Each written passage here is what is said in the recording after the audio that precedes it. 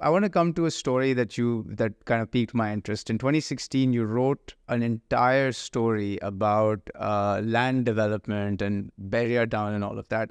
How did you come across that story? Because that's a huge, huge story, right? And then you've written, I think there's multiple follow-ups to that.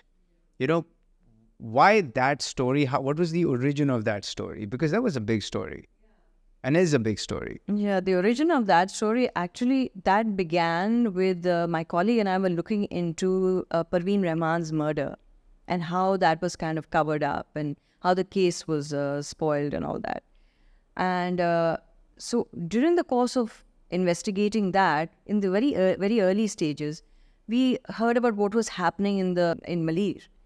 We knew generally about it, but nobody had covered Beria.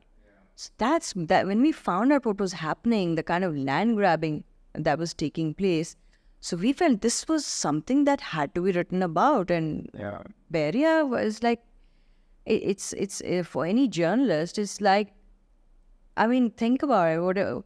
It's got multiple villains. It's got an oppressed indigenous communities. It's got land grabbing, corrupt political elite and ruling elite, I would say, because that involves the entire ruling elite.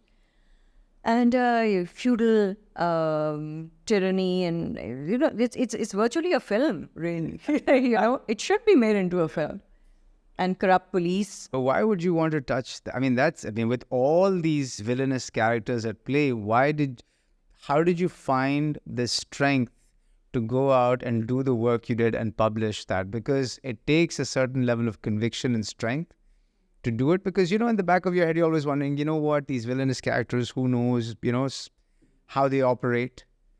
How do you get over that thought process? I think it's just the story that drives me. And at the risk of sounding a little earnest, it's about doing journalism. This is what journalism is about. And you keep thinking that, heaven knows what they'll do to me in response to this story. I can't say this stuff.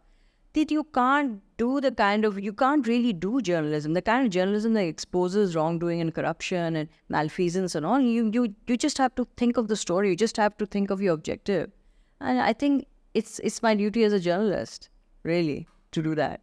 So that's what drives me, and it's just a damn good story, it just gets me hooked.